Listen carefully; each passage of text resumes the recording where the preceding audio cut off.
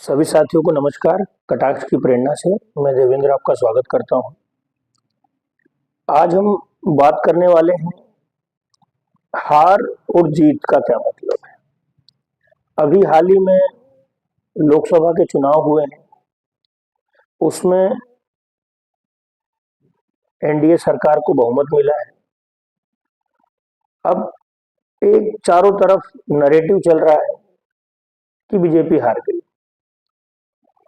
मैं आपको बताना चाहता हूं कि लोकसभा की पूरी सीटों में से 543 सीटें जो हैं उनमें से एनडीए ने चुनाव लड़ा और 292 सीट प्राप्त करी। 292 सीट उनको मिली। बहुमत के लिए 272 सीटों की आवश्यकता है।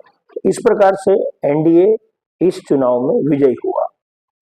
दूसरा बात की जाए अगर बीजेपी की, बीजेपी लगभग 440 सीटों पर चुनाव लड़ी और बीजेपी को 240 सीटें प्राप्त हुई, जो कि बहुमत से 20 ज्यादा थी।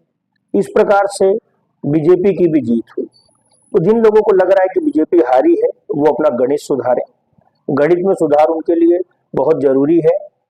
220 बहुमत है, 440 में लड़ने पे 220 बहुमत हुआ और 240 मिला है, तो बीजेपी भी अपनी सीटों में जीती है। 50% से ऊपर उसकी विजय हुई है। तो आप विजय हार जीत को अंतर को समझना बहुत जरूरी है। आप लोग समझे हार किसको बोलते हैं, जीत किसको बोलते हैं। बहुत बहुत धन्यवाद।